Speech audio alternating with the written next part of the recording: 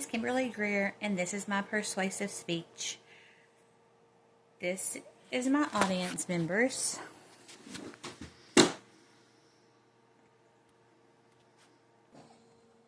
Imagine it's a warm summer's day, and your husband asks you if you would like to go for a ride with him on the motorcycle. You say yes. As you're getting ready, you put on your vest, you put on your helmet. You ask your husband, "Are you not going to wear your helmet?"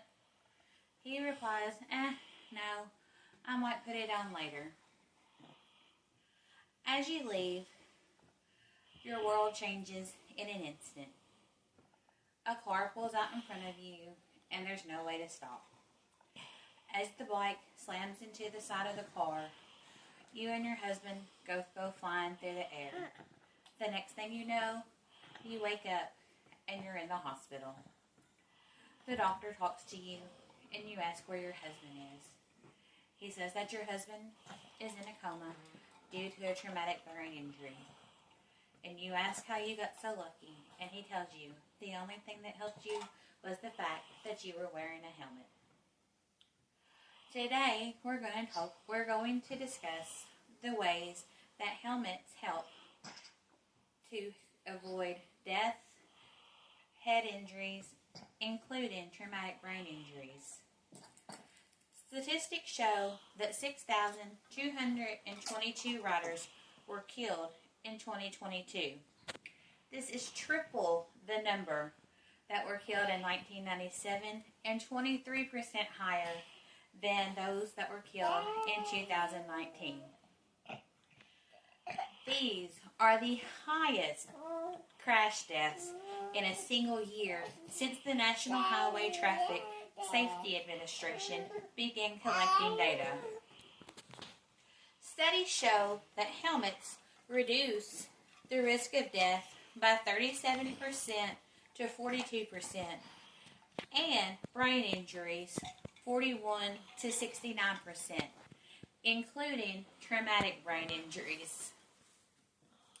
There are several types of helmets that you can choose. Helmets are required to meet federal performance standards. Helmets that are known as novelty helmets do not meet these standards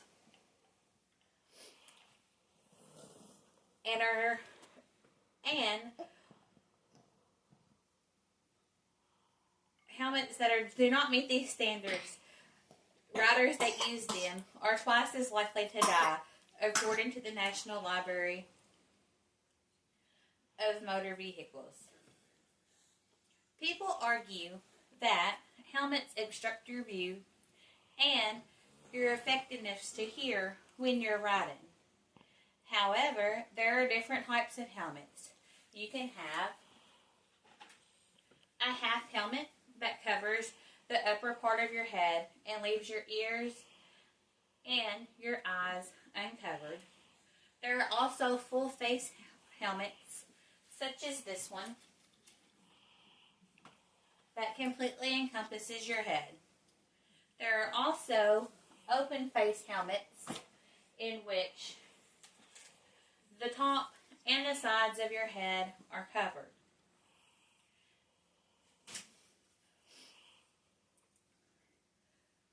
People also claim that helmets reduce the risk of neck injury when you're riding and involved in a crash. However, there are more than a dozen studies that refute these claims. According to the Institute for Highway Safety, only 17 states in the United States require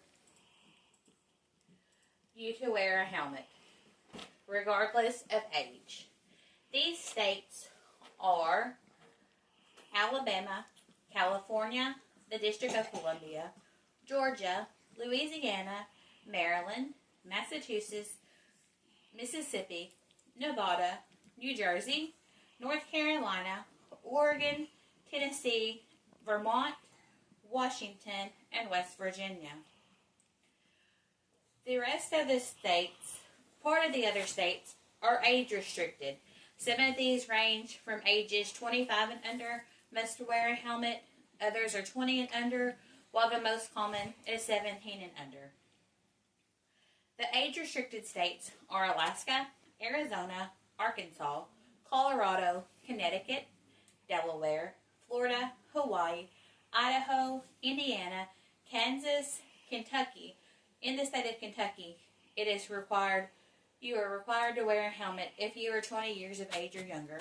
Maine, Michigan, Minnesota, Missouri, Montana, Nebraska, New Mexico, North Dakota, Ohio, Oklahoma, Pennsylvania, Rhode Island, South Carolina, South Dakota, Texas, Utah, Wisconsin, and Wyoming. There are 2 states that do not require any laws at all regarding helmets. These states are Illinois and New Hampshire. Here's a graphic that shows the states. The states in red are the states that have a helmet law in which all states must in which all riders must wear a helmet. The yellow states are age-restricted states, and the 2 green states are those that do not have any laws regarding helmets. So the next time you go for a ride, think about, do you want to wear a helmet? Do you want to risk? Are you willing to risk your life or help with traumatic brain injuries? Make sure that your helmet fits properly. Make sure that you have the proper helmet that meets federal safety standards. Remember, it's up to you to reduce your risk of death, brain injury, or traumatic brain injuries.